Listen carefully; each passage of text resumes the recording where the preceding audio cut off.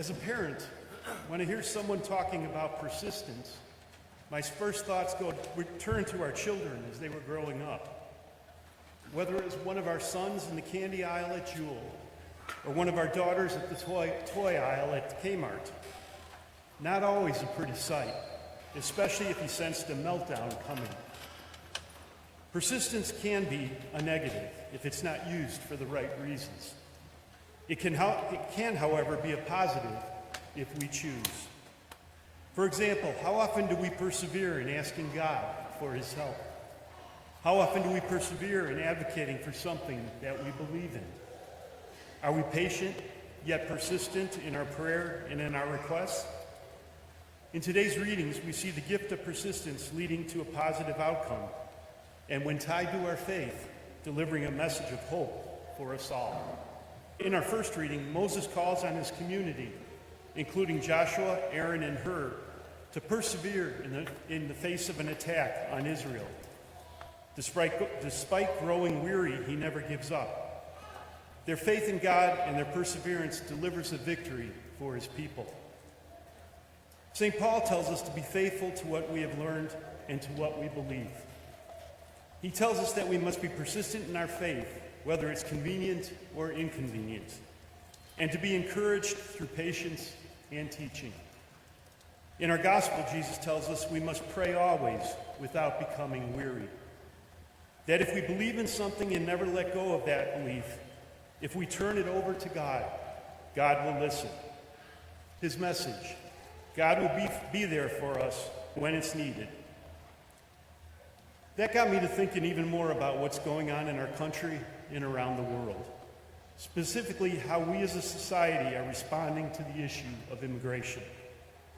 As Christians, as Catholics, we are called by Jesus to help, to be there for our brothers and sisters in need, to pray for them and to assist them, to reach out to God on their behalf and to take action. By persevering in daily prayer, God's presence becomes easier to recognize amidst the multitude of other earthly distractions. Pray about what's on your heart.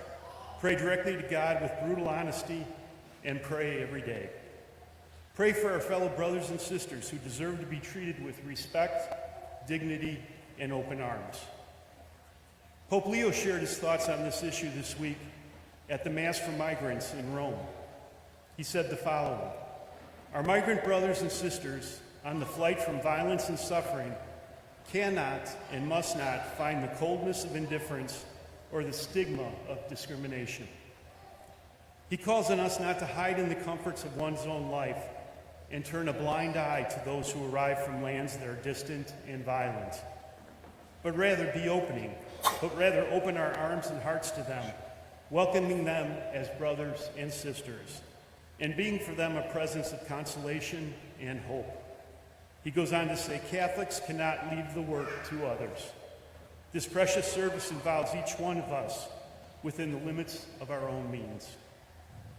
As Catholics, we are called to advocate for the fair, dignified, and just treatment of our brothers and sisters. We are called to do what we can to assist them in their time of need. We can't sit idly by. We need to be persistent in our advocacy and support for them. We need to be persistent in our prayer to God on their behalf. Jesus closes his parable with a question of faith. Specifically, when he comes again to this world, will he find faith on earth? Will he find each of us persistent in our faith, in our following of his teaching, in our advocacy for those in need? I think that's something that each one of us can pray about.